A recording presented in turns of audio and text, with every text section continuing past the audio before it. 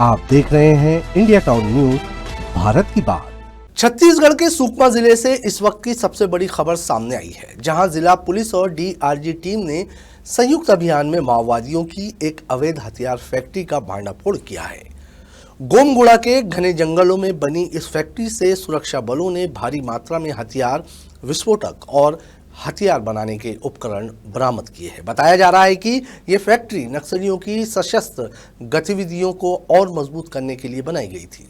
इस अभियान को सुकमा एसपी किरण चौहान के नेतृत्व में अंजाम दिया गया और इसे हाल के महीने का सबसे बड़ा एंटी नक्सल ऑपरेशन माना जा रहा है। नमस्कार, आप देख रहे हैं इंडिया टाउन न्यूज और मैं हूं आपके साथ कमर गौस। देखिए हमारी खास रिपोर्ट।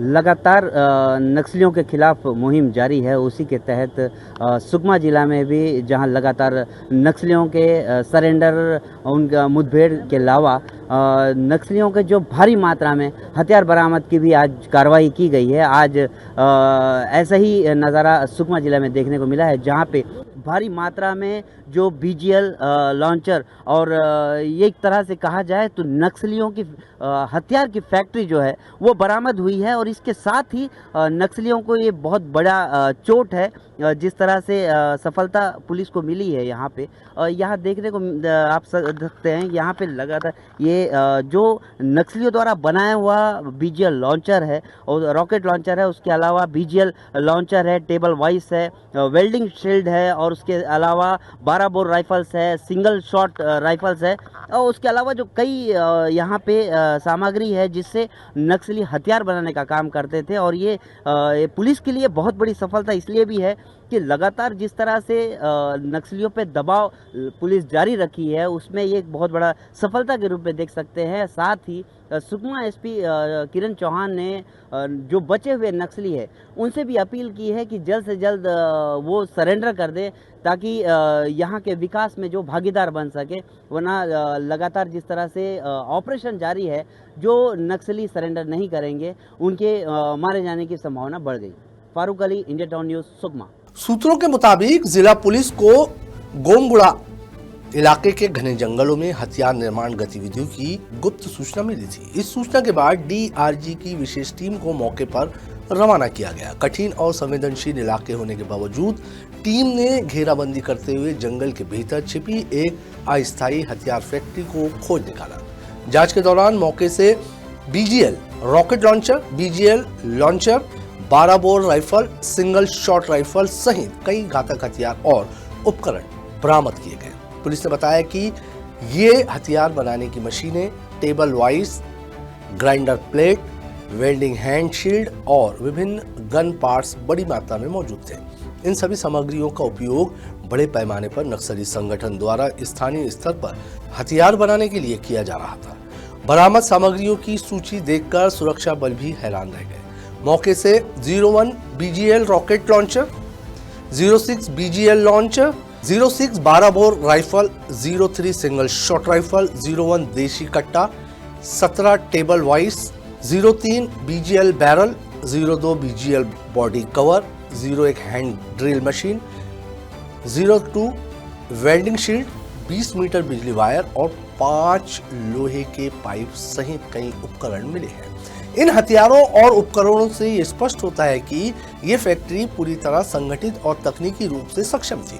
पुलिस के मुताबिक यहाँ न केवल हथियार बनाए जा रहे थे, बल्कि पुराने हथियारों की मरम्मत और संशोधन का काम भी किया जा रहा था।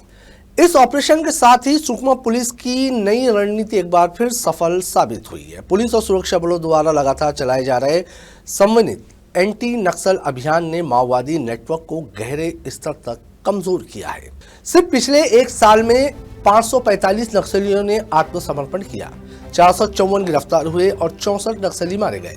पुलिस का कहना है कि अब बचे हुए सक्रिय गुटों पर भी दबाव बढ़ रहा है और ऐसे अभियानों से उनकी ताकत और मनोबल दोनों को गहरी चोट पहुंची है। खुफिया विभाग की सतर्कता और स्थानीय सूचना नेटवर्क की सक्रियता के चलते ये अभियान सफल रहा। डीआरजी की टीम ने कठिन भौगोलिक परिस्थितियों और सुरक्षा जोखिमों के बावजूद सटीक कार्रवाई करते हुए फैक्ट्री को ध्वस्त किया। मौके से मिले साक्ष्य बताते हैं कि माओवादी संगठन बड़े पैमाने पर स्वदेशी हथियार निर्माण की योजना पर काम कर रहा था। यदि ये फैक्ट्री लंबे समय तक चलती रहती तो इससे सुरक्षा बलों के खिलाफ कई बड़ी वारदातें संभव थी। सुकमा पुलिस अधीक्षक किरण चौहान ने बताया कि सुरक्षा बलों का उद्देश्य केवल नक्सलवाद का दमन नहीं बल्कि क्षेत्र में स्थायी शांति और विकास की स्थापना है।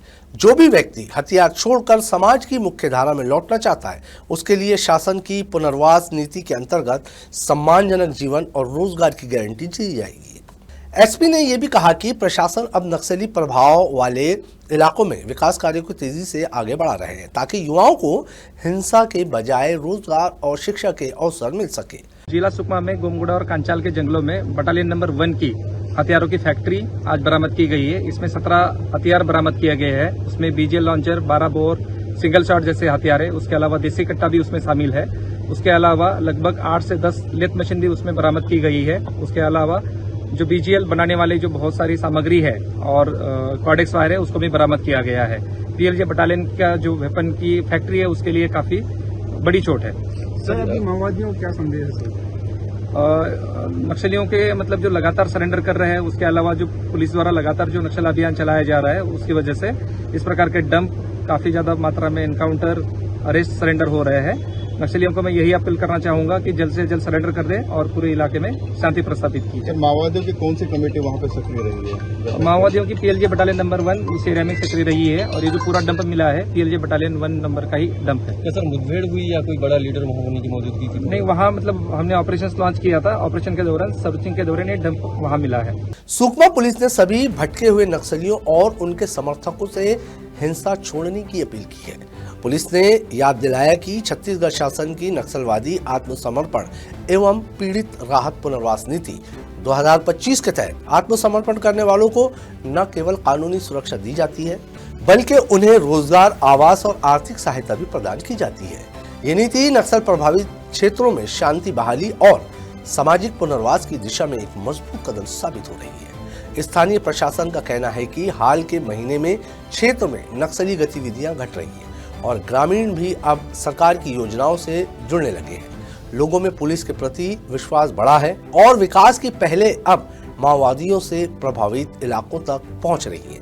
विशेषज्ञों का मानना है कि इस तरह की कार्रवाइयों से माओवादियों की सप्लाई चेन टूट रही है, चाहे वह हथियार निर्माण की हो या संसाधन जुटाने की। ये छापा न केवल एक हथियार फैक्ट्री ध्वस्त करने की सफलता है बल्कि ये संकेत भी है कि सुरक्षा बल अब नक्सलियों के आर्थिक और लॉजिस्टिक नेटवर्क पर भी गहराई से चोट कर रहे हैं। भविष्य में पुलिस और अर्धसैनिक बल इन इलाकों में और अधिक गश्त और खोजी अभियान बढ़ाने की योजना पर काम कर रहे हैं। सुकमा से मिली ये बड़ी सफलता न सिर्फ सुरक्षा बलों के मनोबल को बढ़ाने वाली है बल्कि ये उन इलाकों में स्थायी शांति की दिशा में उठाया गया अहम कदम भी है जहां दशकों से गोलियों की आवाज विकास की आवाज को दबाती रही। अब सरकार और पुलिस का लक्ष्य साफ है, हथियार नहीं, शिक्षा और रोजगार से भविष्य गढ़ना, हिंसा नहीं, विकास और शांति की राह चुनना। छत्तीसगढ़ की धरती पर शांति का ये अभियान तभी सफल होगा जब हर हाथ में हथियार की जगह उम्मीद होगी और हर दिल में डर की जगह विश्वास होगा। नक्सल के खिलाफ सुकमा पुलिस की यह कार्रवाई एक संदेश है। अब जंगलों में बंदूकों की नहीं, विकास की गूंज सुनाई देगी। ये खबर हमें भेजी है सुकमा से सैयद फारूक अली ने। अब मुझे दीजिए इजाजत और आप देखते रहिए इंडिया टाउन न्यूज, भारत की बात। नमस्कार। आप देख रहे हैं इंडिया टाउन न्यूज, भारत की बात।